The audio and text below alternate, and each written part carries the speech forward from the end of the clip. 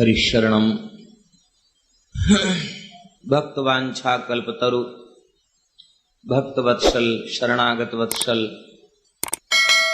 अखिल हेय प्रत्यनीक परमानंद कंद चिन्ह मूर्ति। भगवान की महती कृपा से परम पावनी भगवती भागीरथी गंगा के तट पर बैठकर आप सब संतों की पावन सन्निधि में हम सबको श्रीमद् भागवत की मंगलमयी कथा कहने सुनने का अवसर प्राप्त हो रहा है। हरिशरणम। प्रातःकालीन वेला में श्रीमद् भागवत के स्कंद पुराणोक्त महात्म्य की चर्चा की गई। इस महात्म्य में आप लोगों ने मुख्य रूप से यह सुना कि श्री उद्धव जी महाराज उन्होंने प्रकट होकर के 1 महीने में श्रीमद् भागवत की कथा बताई सुनाई, और भगवान की कथा श्रवण करने मात्र से समस्त श्रोताओं का प्रवेश, भगवान की रानियों का प्रवेश भगवान की नित्य लीला में हो गया। तात्पर्य यह हुआ कि भगवान की कथा वह भगवान की नित्य लीला में प्रवेश दिलाने वाली है। भगवान की 2 प्रकार की लीलाएं आप लोगों ने सुनी।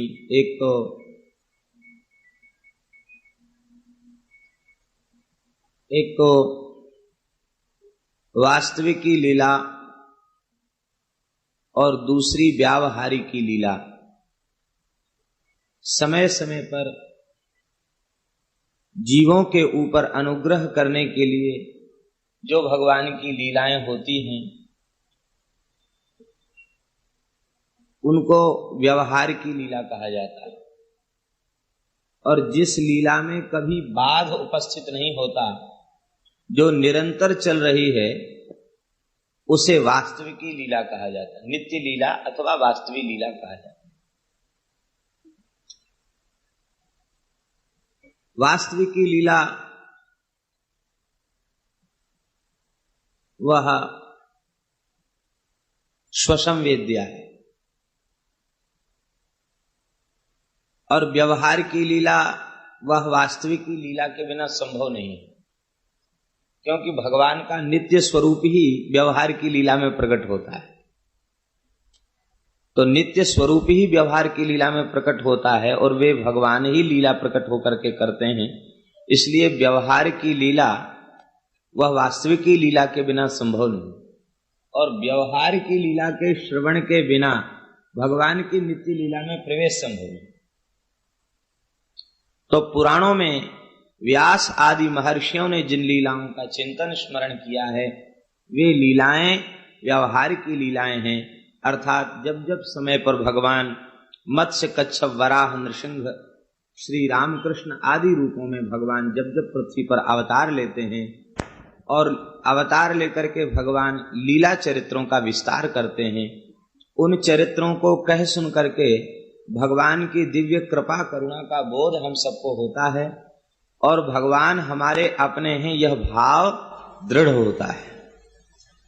और जब तन्मयता पूर्ण हम भगवान का चिंतन करते हैं, तो तन्मयता पूर्ण चिंतन करते करते करते करते अंत में भगवान की उस दिव्य लीला में, नित्य लीला में हमारा प्रवेश हो जाता है, हमारा समावेश हो जाता है। यह भाव श्री वल्लभाचार्य जी को स्कंद पुराणोक्त महात्म्य का बहुत अच्छा लगा। इसलिए वल्लभाचार्य जी ने अपनी टीका में स्कंद पुराणोक्त महात्म्य के उद्धरण अधिक दिए, और आज भी वल्लभ कुल के जो निष्ठावान हैं वे इस महात्म्य को अधिक कहते हैं। हरिशरण।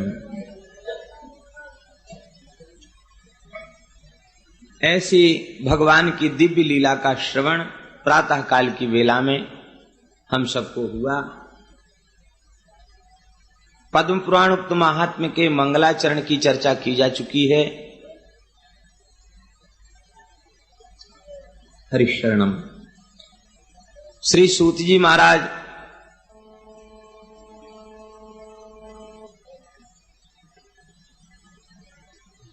व्यासपीठ पर विराजमान हैं। शौनकादि ऋषि उनके सन्मुख बैठ करके भगवान की कथा श्रवण करने के लिए उपस्थित हैं। प्रार्थना कर रहे हैं कि हे भगवान, आप कथा रसायन कहिए।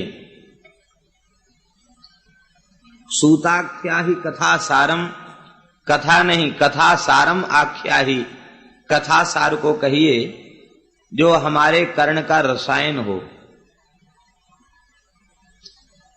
विक्षेप रहित होकर के कथा श्रवण करें तो बहुत अच्छा होगा, क्योंकि विक्षेप होने से श्रोता वक्ता दोनों को भी कुछ न कुछ विक्षेप तो होता ही है। इसलिए जो भी व्यवहार है उस व्यवहार को समाप्त कर दें और फिर कथा सुने। जो लोग मोबाइल लेकर के बैठे हैं वे अपने मोबाइलों को बंद कर दें, ये अच्छा होगा। कम से कम 2-2.5 घंटे के लिए तो हम लोग तन्मयता को प्राप्त कर सकें, ऐसा प्रयत्न तो करना ही चाहिए। हरिशरणम।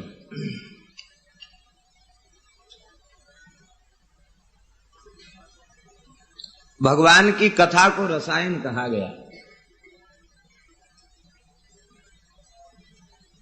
चिकित्सा में काष्ठ चिकित्सा, भस्म चिकित्सा, रस चिकित्सा, ये 3 प्रकार की चिकित्साएं प्रसिद्ध हैं। उनमें रस चिकित्सा को श्रेष्ठ माना गया। तो ये कथा श्रवण करना ये रस चिकित्सा है, ये भवरोग के लिए रसायन है। तो आप कृपा करके इस रसौषधि को दें, कृपा करके आप रसौषधि को प्रदान करें। ज्ञान भक्ति वैराग्य कैसे बढ़े, विवेक कैसे जागृत हो और माया मोह का अभाव कैसे हो। वैष्णव कैसे माया मोह से मुक्त होकर के ज्ञान वैराग्य भक्ति को प्राप्त करें और उनको महान विवेक प्राप्त हो। महान विवेक क्या है? उमा कहूं मैं अनुभव अपना, सतहरि भजन जगत सब सपना। ये महान विवेक है। ये विवेक कैसे प्राप्त हो? इस कलिकाल में जीव आसुर भाव को प्राप्त हो गए।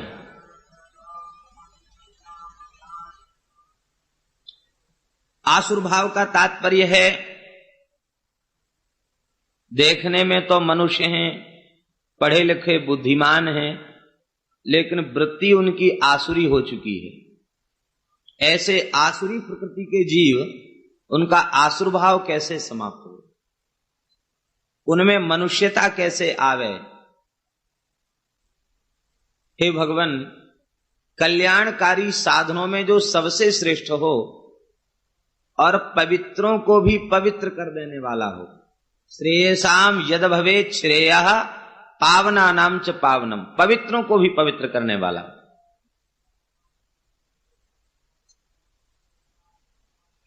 आप लोग कहेंगे कि पवित्रों को पवित्र करना क्या हुआ?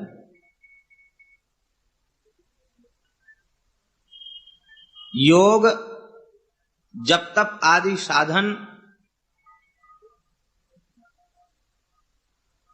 पावनानां च पावनम का तात्पर्य क्या है? जो पवित्र हो चुके हैं उनको पवित्र बनाना। वे तो स्वयं ही पवित्र हैं, पवित्रों को पवित्र बनाने का। पवित्रों को पवित्र क्या बनाना? भक्ति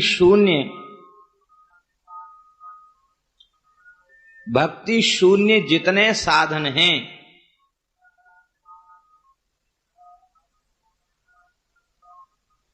कोई बात नहीं, गंगा जी का पूजन संभवतः चल रहा है, चलने दो, शांति से हम लोग सुने। बस जहां बैठे हैं वहां विक्षेप न हो।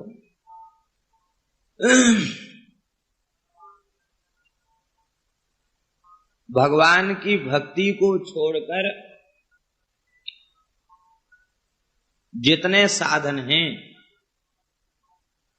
वे कथनचित जीव को पवित्र भी कर दें तो भी वह जीव सदा के लिए पवित्र हो गया फिर कभी अपावनता आवेगी नहीं, ये विश्वास पूर्वक नहीं कहा जा सकता।